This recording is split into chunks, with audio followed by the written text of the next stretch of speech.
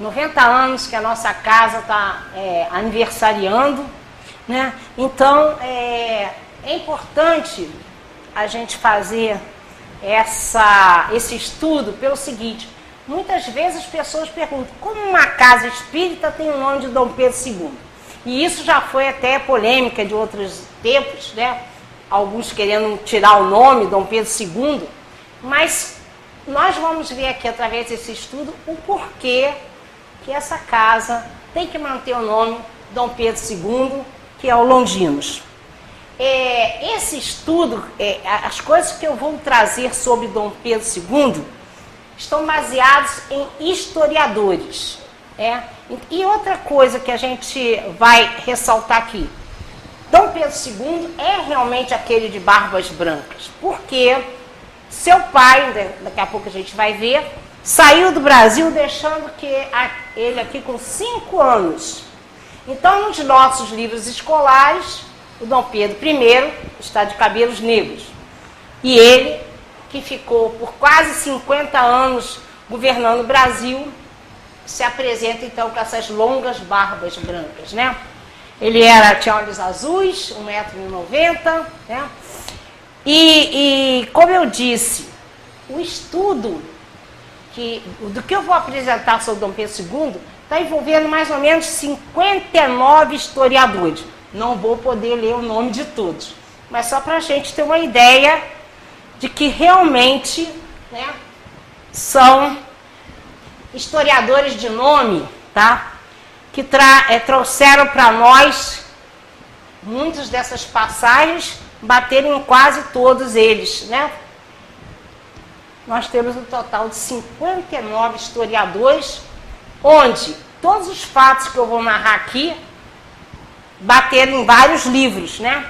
E o livro, um dos livros que realmente depois alguém quiser pegar, Dom Pedro II e a Princesa Isabel, que é a visão espírita sobre o segundo reinado.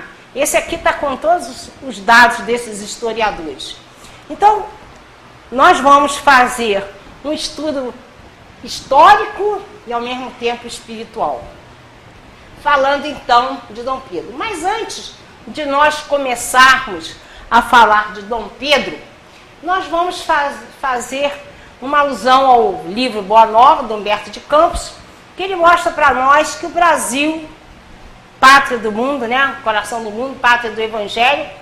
E eu vou dar uma pincelada, que é justamente para a gente saber como a espiritualidade agiu para que, a partir de 1400 e pouco, 1406, por aí, chegasse a descoberta do Brasil, né?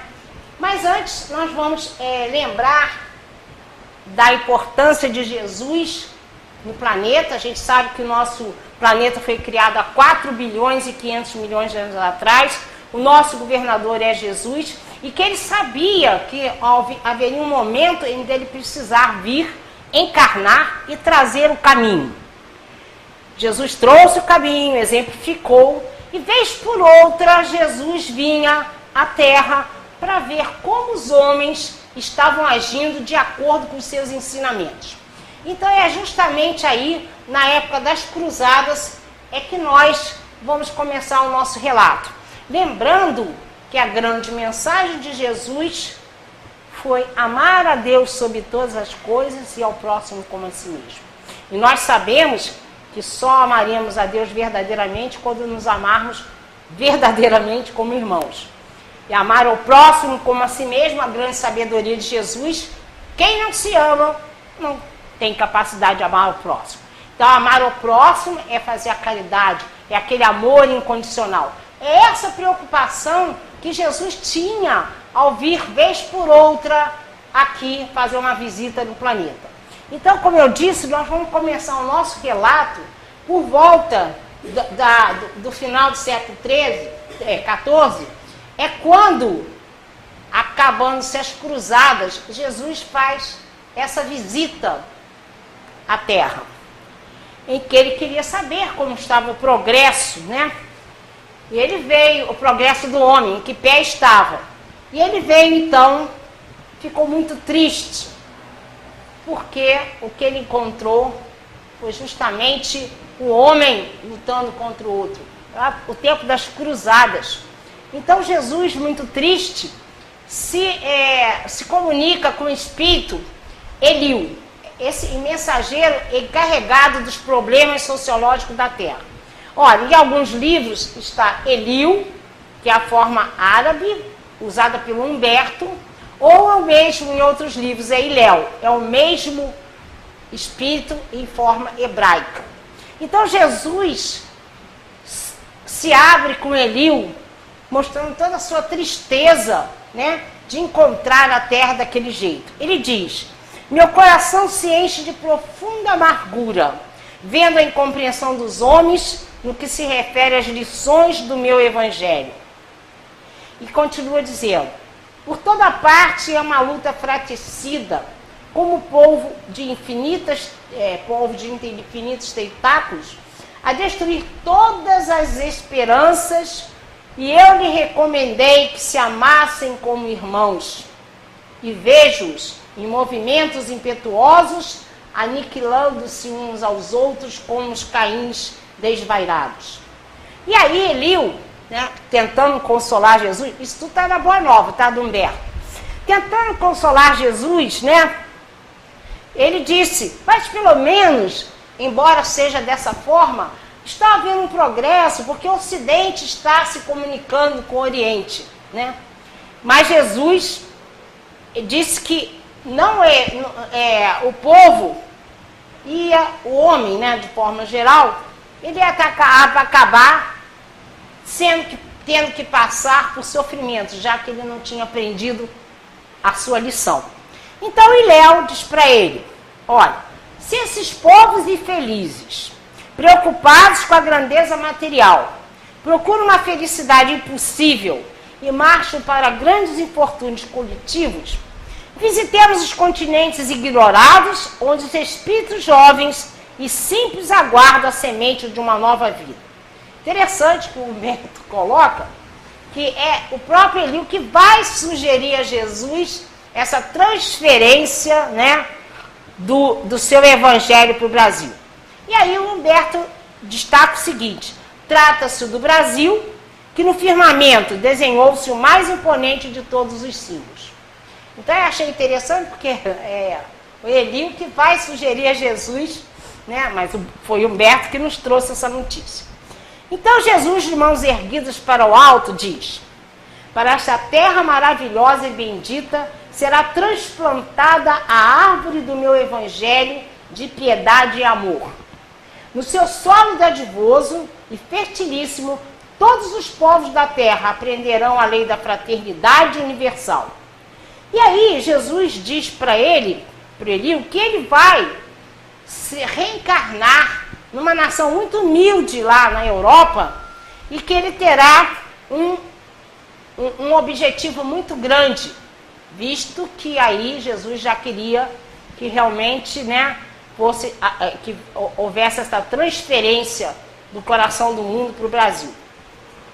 E aí Jesus disse: vamos aproveitar o elemento simples da bondade, o coração fraternal dos habitantes dessa terra nova, nossos índios, né, juntamente com a reencarnação de espíritos já purificados no sentimento de humildade e mansidão entre as raças oprimidas e sofredoras das regiões africanas, para formarmos um pedestal de solidariedade do povo fraterno que aqui florescerá no futuro, a fim de exaltar o meu evangelho nos séculos gloriosos a por vir.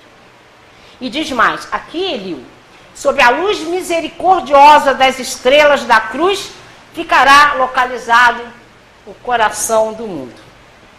Então, nós vamos ver agora qual seria essa trajetória que a espiritualidade, o que eles, na realidade, projetaram para que realmente, lá de Portugal, onde o Eliú vai renascer como um infante Dom Henrique, em 1394, como que então, a partir daí, vai se chegar ao descobrimento do Brasil. Então, nós vamos fazer, então, um estudo aqui para ver como que aquela nação tão pobre, Portugal, que vivia aqui, Portugal. Gente, ó, tem um detalhe. Esse mapa é de 1502, por isso que o Brasil está aqui, tá? Então não havia conhecimento de terras para cá. Então, como uma nação pobre como Portugal poderia empreender tão grandioso evento, né? Então, o que acontece? O infante Dom Henrique reencarna em Portugal. Na época, então, que os portugueses já se embrenhavam mar adentro para buscar pescado cada vez mais caro. Eles eram pobres. Então, quanto mais eles começaram a colocar as suas embarcações de acordo para ir um pouco além. E havia o detalhe, aquela época, em 1300 e pouco, de que o mundo era quadrado. Então, você olhava a linha do horizonte, se fosse assim, eles achavam que em determinado momento as embarcações cairiam. Mas os portugueses, buscando esse pescado cada vez mais caro, mais raro, eles foram se embrenhando. E aí eles sentiram que realmente a Terra não era quadrada e que podia realmente se chegar cada vez mais longe. Então, em 1415, o infante Dom Henrique, ele vai e funda a Escola de Sagres. A Escola de Sagres era justamente a escola onde os navegadores estariam juntos para trocar experiências. Por que ele fez isso? Simplesmente, ele tinha sonhos de terras além mar, ele não entendia por quê. Existiam documentos na Casa de Avis falando dessa postura dele, de dizer que além mar tinha terra e que ele precisava chegar lá. Então, ele pensando nisso, nesses sonhos, nesses avisos que ele tinha, ele decidiu embrenhar pelo mar afora. Mas aonde o dinheiro? Então, o que fez o infante Dom Henrique? Ele vai fazer, através da Escola de Sagres, uma tomada em Ceuta, que é esse biquinho aqui, ó, não sei se dá para ver, que era a África, onde as incursões por terra chegavam aqui para poder fazer o comércio com Portugal, Espanha, com a Europa de modo geral. Então, olha a estratégia dele. Tinha que arranjar um jeito, né, de poder navegar. Então, eles tomam Ceuta em 1415 e começam a fazer incursões na própria África. A cada incursões, eles traziam muita riqueza que financiava outra viagem. E lá iam eles, os portugueses, a partir de 1415, eles faziam incursões na África para poder financiar novas viagens, porque ele sabia que haveria algum ponto em que ele tinha que chegar. Existia uma terra nova. E é interessante que se diz em documentos que em 1498 existiu um mapa de André de Bianco onde o Brasil estava nesse mapa. Esse mapa nunca foi achado. Mas existem documentos que falam sobre ele. Bom, mas ainda a gente está em 1400 e pouco. E lá vai Portugal fazendo essas incursões. Chega em 1453, Constantinopla, que era o local por terra em que eles faziam trocas de mercadoria, onde os navegadores italianos, portugueses, espanhóis iam buscar essas especiarias, foi tomada pelos turcos. Acabou-se. O comércio por terra acabou. Então, logicamente, eles vão procurar o caminho marítimo para as Índias. Aquilo que a gente tanto escutou na escola.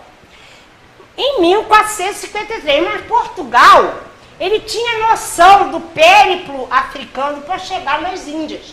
E ele já estava bem adiantado nisso aí, né? Então ele continuou nessa trajetória, incursões na África, financiando novas viagens, para que um dia ele chegasse lá onde tivesse terras novas. Bom, 1453. E aí Portugal tentando, né, chegar até a África, Este local aqui chamava-se Cabo das Tormentas. Muitos navegadores morreram ali por causa das pedras. Então ele chamava Cabo das Tormentas. Em 1488 virou Cabo da Boa Esperança, porque Portugal conseguiu passar essa região. Então já estava chegando perto lá, né, das Índias. Mas o que eles não contavam é que em 1492 aparecesse um genovês chamado Cristóvão Colombo, que tinha a ideia da redondeza da terra e que ofereceu aos reis da Itália, que não aceitaram, mas foi oferecer aos reis espanhóis a sua ideia. Se a terra é redonda, eu saio daqui e vou chegar neste ponto. A Espanha aceita financiar Cristóvão Colombo. Agora um parênteses aqui. Vindo do Chico. Cristóvão Colombo é uma reencarnação de Santos Dumont. A gente não pode se estender nisso aí. Porque a trajetória dele foi sempre por Marco Polo e Cristóvão Colombo. Bom, então vocês imaginem, uma nação já de 1415, tentando chegar aqui, de repente a Espanha chega no que eles acham que é as Índias. 1492. E aí, Portugal fica, né, desesperado. Falou, mas eles não tinham conseguido chegar às Índias. Como que aquele navegador, a mando financiado pelos reis de Espanha, chegou às Índias? Só que ele foi na América Central. Por isso que nossos habitantes são chamados de índios. Eles pensavam ter chegado às Índias. Portugal não aceita isso. E aí ele obriga que a Espanha faça um meridiano a 180 léguas de Cabo Verde. Aí ele passaria aqui, ó. Portugal tinha uma certa noção de aonde poderia ter terras. E o que ele faz? Ele não aceita a Intercétera, o Tratado de Intercétera de 1493. Obriga a Espanha a aceitar um meridiano de 360 léguas a oeste de Cabo Verde, que é esse aqui, ó. E nessa divisão, a leste seria de Portugal, a oeste da Espanha. Aí a Espanha foi obrigada a aceitar esse acordo porque Portugal ameaçou de invadi-la. Ela tinha acabado de sair de uma guerra com os turcos. Como é que ela ia enfrentar outra batalha? Aí eles assinaram. Então, Portugal tinha noção de que deveria ter chegado em uma terra que eles ainda não tinham chegado. Bom, 1498, Vasco da Gama chega nas Índias, levando um marco de posse. Eles tomam, realmente, é o primeiro país a chegar nas Índias e começa o monopólio das especiarias. Em 1500, sai outra frota, comandada por Cabral, já instruída por Vasco da Gama, porque o Vasco da Gama chegou um pouco aqui, para cá, e viu vestígios de terra. Então, em 1500, Cabral sai com outro marco de posse, para botar onde? Se o objetivo era chegar aqui, já tinha sido colocado. Então ele vai realmente para tomar posse do Brasil, né, das terras, né, além mar. Porque nós, quando estudamos, né, há muitos anos atrás, a gente foi contado para nós que foi descoberta por acaso as calmarias. Se realmente as calmarias tivessem pego todos os navios de Cabral, eles iam parar aqui, ó, e nunca na Bahia. E para que o barco de posse? Então, o objetivo do infante Dom Henrique, que é o Ilhéu, estava cumprido. Se chegou ao coração do mundo, pátria do Evangelho, Brasil. Então, a nossa história, ela é muito interessante porque ela, no primeiro momento, os portugueses não viram nada de que valesse a pena no Brasil, né? Eles diziam que só tinha pau-brasil, papagaio, etc. E eles estavam muito envolvidos com o quê? Com as especiarias. Então a nossa história começa com a vinda de degredados, os prisioneiros que tinham que ser exilados vinham para cá. Depois vieram missionários. Depois nós tivemos escravos negros. Eu estou fazendo uma passagem bem rápida. Nós tivemos a invasão holandesa, tivemos a restauração de Portugal. Olha, foi interessante, porque o Brasil teve uma época, né, que ficou sob o domínio da Espanha. O que os portugueses fizeram na época? Ignoraram isso aqui, foram fazer entradas, bandeiras. Por isso que a nossa terra, disso daqui, virou isso para cá. Nesse momento. Então aí a gente vai ter movimentos nativistas, vieram os vice-reis, Pombal e os jesuítas, Inconfidência Mineira, que é o momento que o Brasil começa, né, aqueles nativos que iam à Europa estudar, falavam-se liberdade, né? Chegavam aqui, ainda éramos colônia. Daí, essa Inconfidência Mineira acontecer. Depois, o que foi importante para nós, que é a Revolução Francesa. E a Revolução Francesa, para nós, foi primordial. Por quê? Napoleão decide invadir Portugal. Olha, o que todo mundo sabe? Na iminência de serem aprisionados, Dom João VI veio com toda a sua comitiva para o Brasil. Interessante para nós isso, por quê? Porque a partir do momento em que o príncipe regente, porque ainda era a mãe dele, Dona Maria, que era a rainha, no momento que ele pisa no Brasil, acabou o monopólio. Acabou aquele momento, me enrolei. Acabou o momento em que o Brasil precisava dar conta de tudo a Portugal. O príncipe regente estava aqui. E a primeira coisa que ele fez, em 8 de janeiro de 1808, abriu os portos das Nações Unidas. Aquele foi o nosso primeiro pé de independência, né? Em 1815, o Brasil é elevado à categoria de Reino de Portugal Algarve.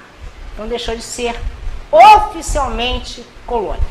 E aí a gente sabe todo o movimento para a nossa independência. 1822, Dom Pedro I, ele se torna o primeiro imperador do Brasil. Por que ele se torna imperador do Brasil? Simplesmente porque Dom João, em 1820, já era rei e foi obrigado a voltar para Portugal. Ele recebeu um ultimato, ou volta ou perde o reino. Ele volta em 1820, deixa seu filho aqui, né, como regente, mas aí as colônias em Portugal, eles começam a querer recolonizar o Brasil. Não tinha mais jeito, né? Então, se não fosse Dom Pedro I, ia ser o Joaquim Manuel, mas a nossa independência sairia. Tanto é que Dom João falou para ele, que seja ele, que se fosse ele a fazer a independência, porque essa independência ia acontecer. Então, o Brasil se torna independente, Dom Pedro I assume, né, o poder e começa, dentro da sua trajetória política, a meter os pés pelas mãos. E aí, Ismael, que é o espírito protetor do Brasil, se desespera. E o que ele faz? Chama Jesus. Jesus tinha prometido tomar conta da pátria do Evangelho. Então ele chama Jesus e diz: como que nós vamos resolver isso? Porque a missão era de manter o Brasil unido. Então Jesus resolve convocar Longinos. Como eu disse, aquele oficial que enfiou a espada no peito de Jesus, ao longo de várias reencarnações, ele deve ter se redimido, e Jesus o chama para uma grande missão, ser o segundo imperador do Brasil. Então nós vamos ver o diálogo, né, que Jesus trava com ele. Ele diz assim: Longinos, entre as nações do mundo organizei o Brasil como o coração do mundo. Minha assistência misericordiosa tem velado constantemente pelos seus destinos. Inspirando Ismael e seus companheiros do infinito, eu consegui evitar que a pilhagem de outras nações ricas e poderosas fragmentasse as terras do Brasil. Então ali, naquele momento, ele fala da importância do Brasil como pátria do Evangelho. E diz para Longinos: sente-se o teu coração com a necessária fortaleza para cumprir uma grande missão na pátria do Evangelho? O que Longinos ia fazer? Não tinha jeito. Senhor, bem conheces o meu elevado propósito de aprender as vossas lições divinas e de servir a causa das vossas verdades sublimes. E ele disse: tudo que pedires, eu farei. Então, diz Longino, com indizível alegria que eu vou receber qualquer incumbência que o Senhor me determinar. E Jesus diz: pois bem, ele fala o seguinte, que ele tinha uma grande missão para ele. E que se ele cumprisse essa missão, seria a última roupagem no planeta escuro da dor e da sombra. Ele diz: a sua tarefa será daquelas que vão requerer o máximo de renúncias e devotamento. Serás imperador do Brasil, até que ele atinja a sua maioridade como nação. Dos teus esforços vão se exigir mais de meio século de lutas e dedicações permanentes. Vão te inspirar nas atividades porque ele devia ter grande responsabilidade nas suas mãos, e disse que enviaria outros missionários para ajudá-lo. Pediu a ele para amparar os fracos e oprimidos. Institui o respeito e paz no continente. Foi o único lapso de Dom Pedro que ele entrou na Guerra do Paraguai. Tuas lides terminarão no fim desse século XIX e não deves esperar gratidão dos seus contemporâneos.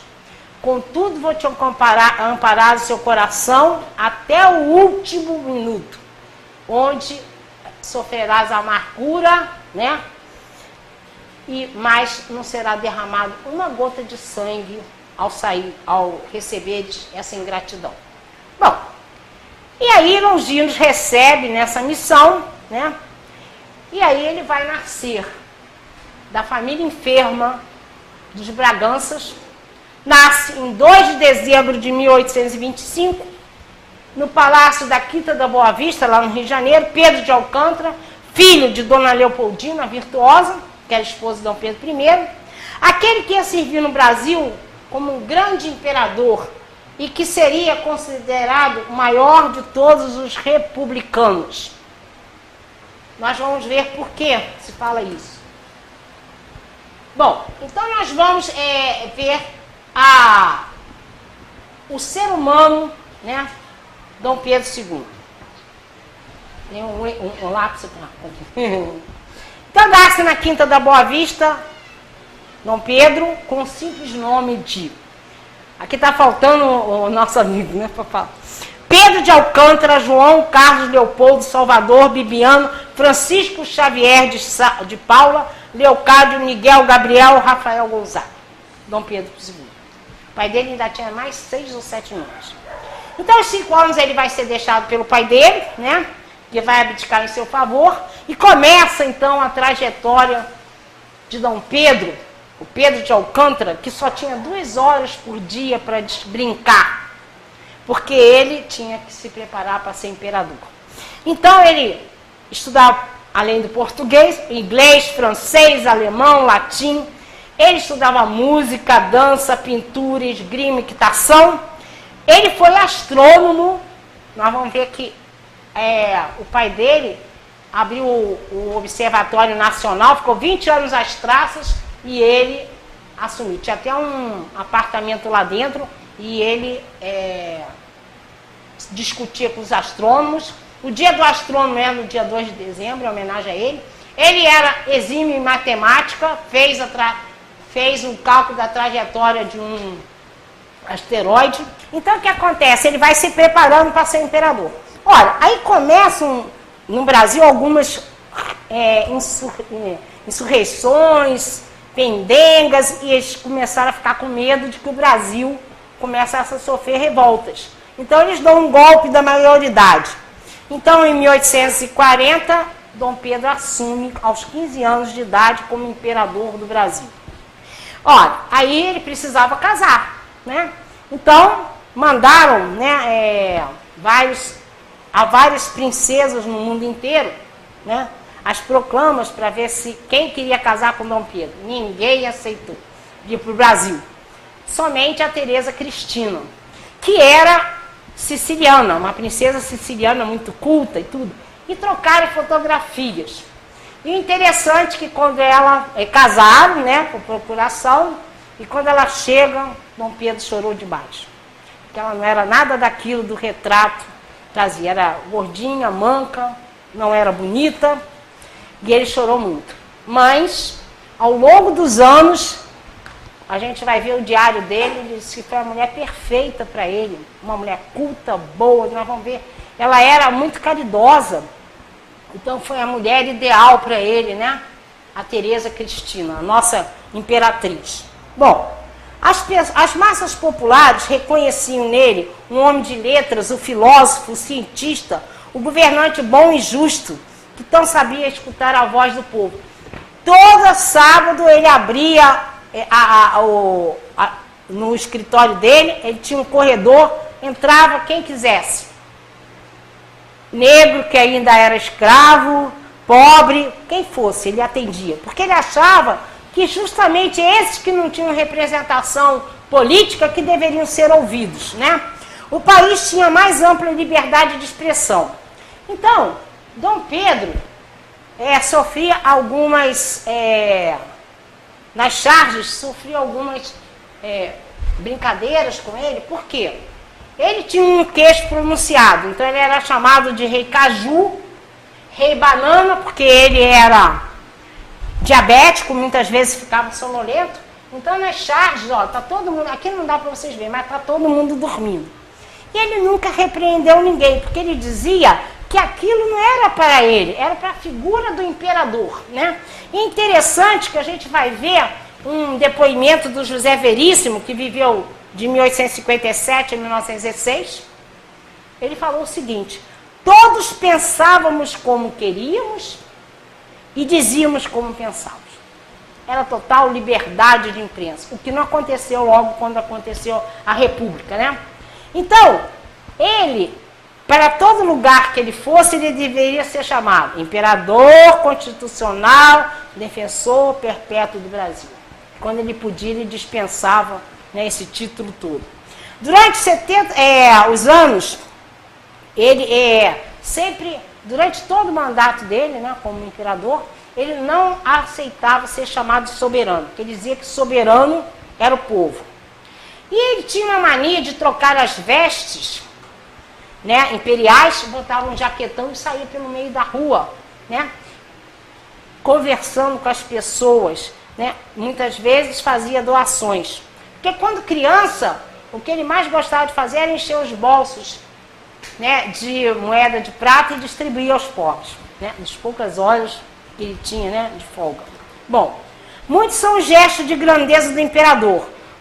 Olha, são muitas coisas. Eu tive que pensar algumas para a gente poder falar. Então, tem uma que eu achei muito significativa, porque depois de 30 anos ele vai à Europa para ver os amigos, né, os intelectuais da Europa. E quando ele está voltando, ele ficou sabendo que o povo estava organizando uma festa popular.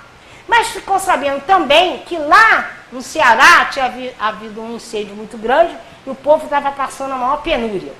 Então ele mandou, ainda no navio, mandou emissários para avisar que não queria que fosse feita a festa e que esse dinheiro todo fosse arrecadado e mandado para o Ceará.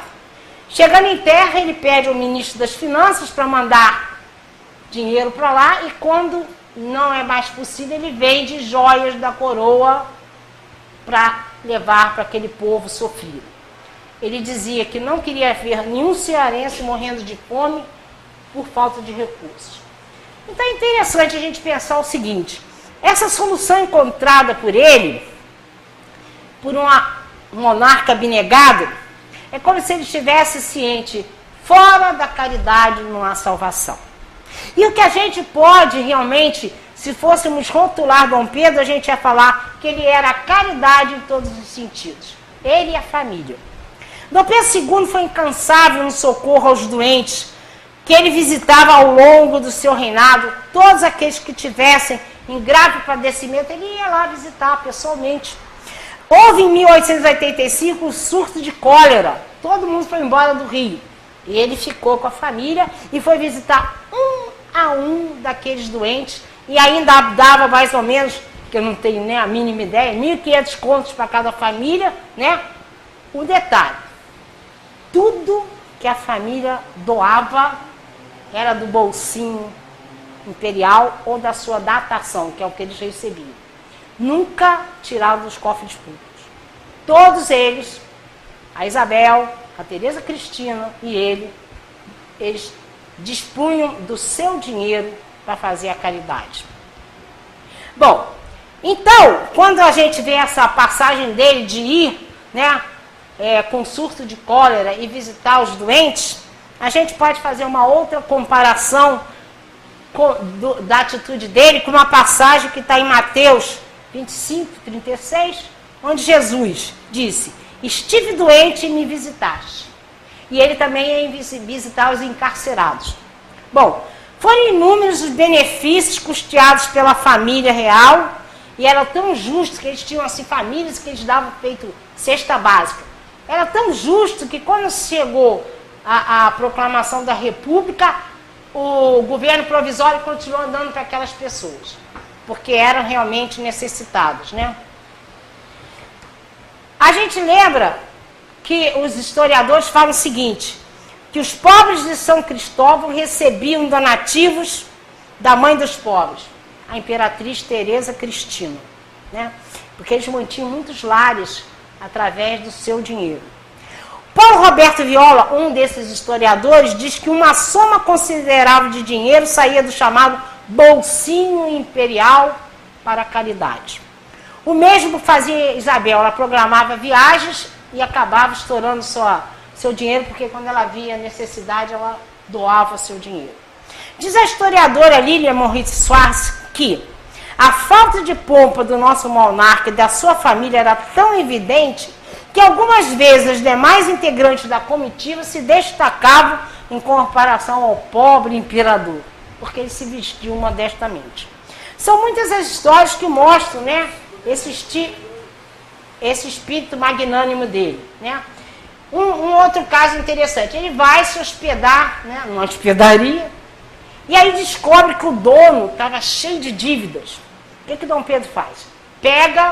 Descobre aonde que ele estava devendo, pagou todo mundo, pegou os recibos, colocou na mesinha de cabeceira, quando saiu falou assim, olha, o senhor tem uns documentos lá que eu acho que é importante o senhor guardar. E foi embora, né? E assim ele agia com muitas pessoas, né? Ele não esperava recompensa. E a gente pode fazer uma outra comparação com a passagem de Jesus. Não saiba a vossa mão esquerda o que dá a direita. Lembremos que André Luiz diz que a gente deve servir e passar. Se a gente for para esperar gratidão ou uma recompensa, acabou, né? Vamos dizer assim, a caridade, isso aí, né? Outra história também que é interessante é o mendigo. Dom Pedro estava andando nas ruas, aí viu um mendigo e ele mostrando assim ferimentos, né? Aí Dom Pedro perguntou se ele tinha lutado na Guerra do Paraguai, ele disse que sim. Mostrou lá as feridas, ele perguntou, acha que o imperador abandonou os voluntários da pátria? E ele disse, não, o senhor está falando isso porque não conhece a bondade do nosso imperador. Jamais ele faria isso. E ele era um pobre, né? O que Dom Pedro fez? Deu um trocadinho para ele. No dia seguinte, foram pegar esse pobre e ele viveu o resto da vida nas cercanias do palácio, sendo sustentado por Dom Pedro. Aos sábados, como eu disse, ele recebia qualquer um passo da Quinta da Boa Vista. E é uma passagem interessante contada pelo historiador Toné, no livro Reminiscências, que diz que tinha um escravo sentado assim na saída do corredor. Dom Pedro vem chegando, e aí ele se levanta querendo beijar a mão do Dom Pedro, ele não deixa, suspende o escravo, põe a mão nos seus ombros, olhando olho a olho, e perguntou qual era o problema que ele tinha. E ele disse: ah, Senhor, como é duro ser escravo. E Dom Pedro fala para ele: tem paciência, filho, eu também sou escravo das minhas obrigações. Elas são muito pesadas, as tuas vão minorar. No dia seguinte ele foi aporreado, né? Então, quando a gente fala de amor, de caridade, a gente não pode deixar de falar de Isabel, né? Porque justamente ela veio junto com Dom Pedro com a missão de acabar com a escravidão, e ela era realmente muito bondosa. Existe um documentário que fizeram sobre ela, em acho que 2007, por aí, o Paulo Roberto Viola diz que houve um comentário dela com um amigo que perguntou a ela perguntou qual é o seu protetor espiritual. Então a gente tem assim mais ou menos ideia de que realmente eles tivessem alguma noção, né, do espiritismo, ou porque muita gente da casa imperial era espírita. Então a gente vai lembrar da figura da Isabel, como ela foi importante, e aí, toda vez que eu faço a palestra, né, de Dom Pedro, eu venho com esse enfeite. Alguém sabe dizer? Tem gente aqui que devia de saber. O que quer dizer essa camélia que eu estou portando aqui? Símbolo de ser abolicionista. Por quê? A princesa Isabel, ela mantinha quilombos, ela forjava a fuga dos negros, financiava a fuga dos negros, ela fazia festas, saraus para arrecadar dinheiro, ela e as amigas, e ela então financiava a fuga dos negros, mantinha quilombos, e esse quilombo, especialmente, que está relacionado a camélia, é o quilombo do lado do Leblon. Eles plantavam camélias e mandavam camélias para ela, né? Então, a camélia ficou sendo símbolo do abolicionismo. E ela ia em muitas cerimônias portando a camélia, né, no peito. Ou seja, sou abolicionista mesmo, né? Então, nós vamos ver que, além disso, ela mantinha um outro em Petrópolis também, né? E é interessante que uma das vezes, um amigo negro de Dom Pedro, o Rebouças, André Rebouças, entrou no palácio e encontra a princesa Isabel com 14 negros, ainda escravos, comendo junto com eles. Então a gente pode fazer outra alusão à passagem de Jesus. Tive fome e me deste de comer, tive sede e me deste de beber, eu era forasteiro e me acolheste. Então o que a gente vai vendo é que realmente toda a família estava voltada, né, para a caridade. E eu falei que a gente tem assim, noção que talvez há alusão dos historiadores, que eles fossem espíritas, mas Dom Pedro recebeu do Caminho de Flammarion um livro dos espíritos, a foto do Kardec, que está aqui nesse museu mariano. Então eu vou falar rapidamente sobre o abolicionismo. Dom Pedro nunca apoiou essa tese de diferenciação racial. Quando ele se tornou imperador, ele ganhou 40 escravos e eles o alforriou no mesmo instante, né? E ele vai então ter essa preocupação de acabar com a escravidão no Brasil. Existe até um livro na época que o Bezerra escreveu, ele criticando Dom Pedro II. O Bezerra não teve visão que Dom Pedro tinha. Como num país escravocrata você vai acabar com a escravidão de um dia para o outro? O que aconteceu nos Estados Unidos? Então, o projeto de Dom Pedro vai acabar com a abolição paulatinamente. Então, mal ele assumiu o poder, ele luta para acabar com com o tráfico negreiro. Só que ele tinha um poder moderador. Ele podia impor, nunca fez isso. Então, ele armava um ministério, colocava a lei para ser votada, o pessoal esvaziava, não tinha quórum, não podia. Bom, levou 10 anos. Em 1840, em 1850 ele acaba com o tráfico negreiro. Acontece que ainda aconteceram muitas viagens, né? Ali Porto de Galinhas, era chamado de Porto de Galinha porque os negros estavam lá embaixo e os engradados de galinha em cima. Então o contrabando continuou, mas oficialmente ele acabou. Então depois ele pensou, olha, vamos tornar as crianças livres. Só conseguiu em 1871. Bom, nascendo livre, né? Só que tem outra história por aí, né, que aconteceu com essas crianças. Mas o projeto dele foi as crianças nascerem livres. Então vamos fazer o quê? Lei do sexagenário. Aos 60 anos, o negro ficava livre. Então na cabeça dele, aos poucos, essa escravidão ia terminar, né? De uma forma bem suave, sem provocar, né, revoluções, nem dissensões nenhuma, né? Então, Dom Pedro vai aos poucos conseguindo, né, fazer essa liberdade dos escravos. Mas chegou um ponto em que não havia mais possibilidade. O Brasil era o último país no mundo a ter escravos. A pressão foi muito grande. E Dom Pedro já estava velho, cansado. O que a espiritualidade faz? Leva ele para a Europa, para ele se restabelecer, e assume a Isabel. Que a lei do ventre livre que assinou foi ela. E aí, como Jesus prometeu, vieram os missionários, né, ajudar a família. Joaquim Nabuco, jornalista, André Pintos Rebouças, José do Patrocínio, chamado Tigrão da Abolição, e Adolfo Bezerra de Menezes, né, o médico dos pobres.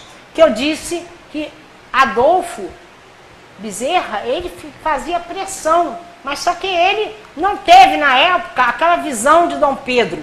Mas ele com os outros colaboraram para que essa escravidão terminasse, né? Então, nós vamos ver que há a influência direta desses mentores espirituais agindo através desses missionários, né? Porque Dom Pedro, ele sempre fazia questão de incentivar os senhores a libertar os escravos. Tem um caso que foi acontecer em Ponta Grossa, onde o fazendeiro ofereceu um laudo almoço para ele, mas deu de presente a ele 70 cartas de alforria. Ele disse que eu podia fazer um almoço melhor, já era farto, mas eu estou lhe dando 70 cartas de alforria. Sabia do que ele tinha no coração. Quando Dom Pedro chega no Rio, ele pede para dar acho que a Ordem das Rosas, né? E eles reclamaram, mas para um analfabeto, ele fala, mas quantos já receberam? E ele sempre dava alguma coisa, algum título para incentivar aqueles senhores a libertar os escravos, né? Bom, nós vamos ver que em 1887, às portas da abolição dos escravos, nós tínhamos 720 mil escravos e mais de 1.000 eram sustentados pela Isabel. O Papa Leão XIII apelava para a coroa para acabar com a escravidão, e aí todos nós sabemos que a Lei Áurea foi assinada em 13 de maio de 1888. Um dos políticos, o Cotegipe, disse para ela, na hora que ela está assinando, Vossa Alteza libertou uma raça, mas acabou de perder o trono. E a resposta foi, 1.000 tronos eu tivesse, 1.000 tronos eu daria, em troca da libertação dos escravos.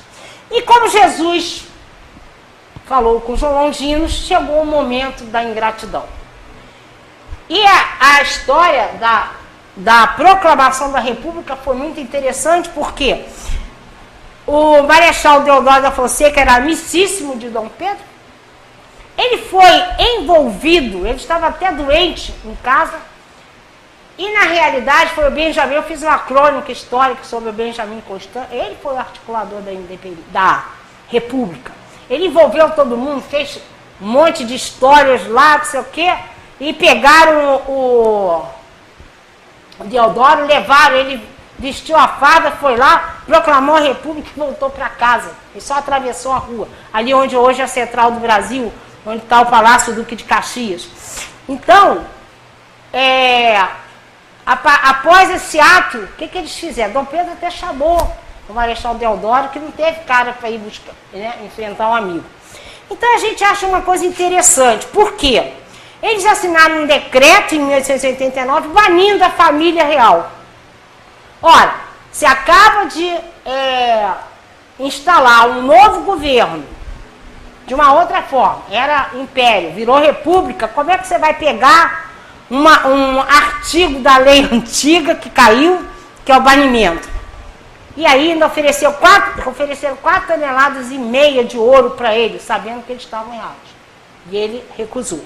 Então foi antiético e imoral esse banimento a quem governou o país com um alto reconhecimento e padrão de dignidade por quase meio século. Ele afirmava: o dia que não me quiserem como imperador, eu serei professor.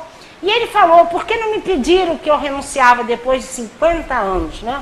Então foi dessa forma que acabamos com o império.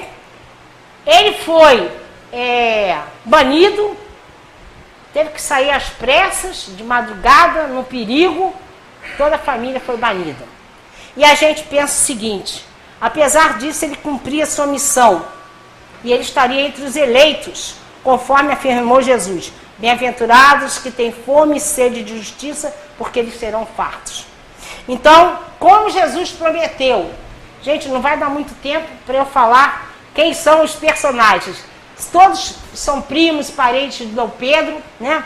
E foram todos assassinados. Portugal, na Espanha, o czar, todos eles tiveram mortes trágicas. Ele foi o único que saiu ileso, como Jesus prometeu. Bom, aí ele vai ficar, né?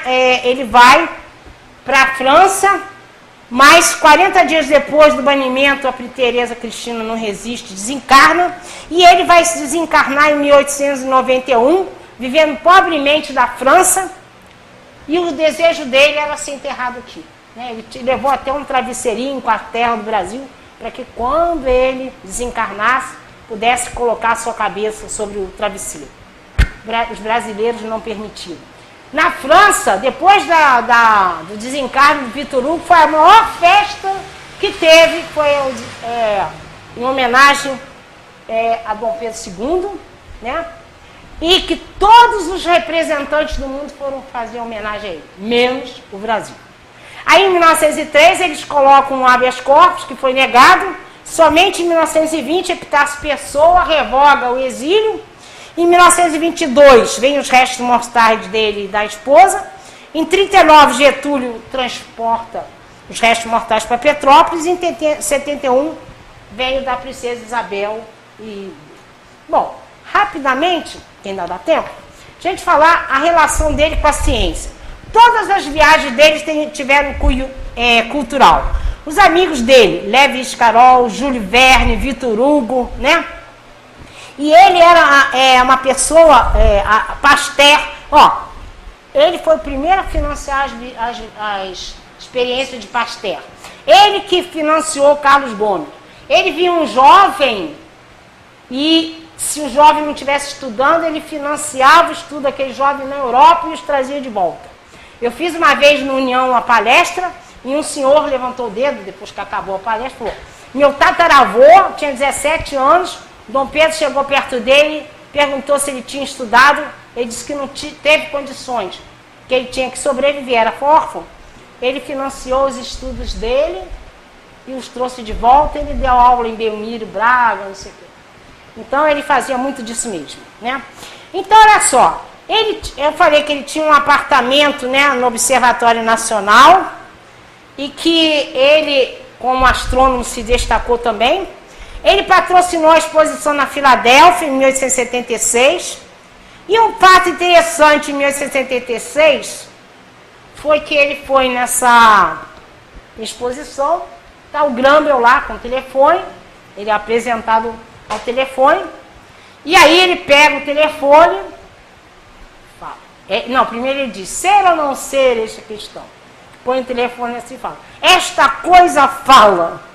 Comprou 100 aparelhos. O Brasil, então, foi um dos primeiros países a ter o telefone, e ele continuou financiando as experiências de Grambel, né? Ele também financiou pesquisas, né, como eu disse, do Pasteur. Ele ajudou a industrialização inicial no Brasil, fez a concessão a Mauá, que foi a primeira rodovia brasileira, introduziu a produção cafeeira, promovendo o crescimento econômico, trazendo os italianos, fundou o Colégio Pedro II, que era a menina dos olhos dele, porque ele ia lá tomar a lição dos alunos. E ele foi fundador e mantenedor de várias instituições científicas no Brasil, né? Observatório Nacional, que ele deu um impulso, Instituto Baiano de Agricultura, Instituto Agrônomo de Campinas, o Instituto Histórico Geográfico e tantos outros. Mas o que eu achei muito importante da gente assinalar aqui foi a preocupação ecológica dele em 1861. Hoje, onde é a floresta da Tijuca, que tinha sido devastada, né, por causa do café, ele mandou replantar as espécies nativas, por isso nós temos lá a Mata Atlântica, né, ainda um pedacinho dela. Então, nós vamos ver que realmente tudo que Dom Pedro fez como emissário, né, como Longinos, emissário que o próprio Jesus trouxe para nós, é que ele conseguiu manter a nossa nação até a maturidade, ela se manter coesa, e foi um grande exemplo de um homem, se a gente for ver aquele livro ali, de um político, de um homem honesto, de um homem de caráter, e que soube muito bem representar Jesus aqui, porque ele tinha um coração de ouro. Então é mais ou menos isso, que a gente não tem mais tempo para falar. A gente vai terminar com uma poesia que eu fiz em homenagem a ele. Ah, e outra coisa, ele é poeta também. Nós temos vários livros dele fazendo poesia encarnado e ele desencarnado. Então a minha homenagem ao Pedro de Alcântara é essa. Oração... Ah, desculpem, essa é dele. Oração ao céu do Brasil. Céu do Brasil, da glória que te estrelas, na mensagem de paz ao mundo inteiro. Guarda os astros sublimes do cruzeiro por nossas avançadas sentinelas. Recebe as nossas súplicas singelas e derrama no solo brasileiro as bênçãos do divino timoneiro, das quais ditoso e lindo te constelas. Faze da terra que nos abençoa, florão de amor e rútila coroa, para o trono do bem, puro e fecundo. E faze-nos, no imenso campo humano, servidores do Cristo soberano, no iluminado coração do mundo. Agora que vem a minha homenagem a ele, tá? Longinos, missionário de Jesus, aceitou governar a pátria gentil para edificar no solo brasileiro a luz. Solidificou com seu espírito juvenil a base de uma nação forte e fraterna que traduz a força da caridade de um povo varonil. Fez da liberdade dos escravos bandeira de luz. Soube ser humilde e amoroso ao administrar o Brasil. A ele devemos a brandura e a serenidade que nos conduz a ser a pátria do Evangelho Redentor, e serviu, como planejou Ismael a pedido de Jesus. Então está aqui o nosso estudo, né? Feito com muito amor e carinho pelo nosso mentor da casa, e que nós sabemos, porque toda espiritualidade, Humberto de Campos e outros tantos falam que ele está sempre a postos, preocupado com a nossa caminhada, com o nosso progresso. A falange dele continua nos protegendo. Então que Jesus nos abençoe, né? E que a gente, através desse estudo, entenda a grandeza do Longinos Dom Pedro II. Muito obrigado, que Jesus nos abençoe.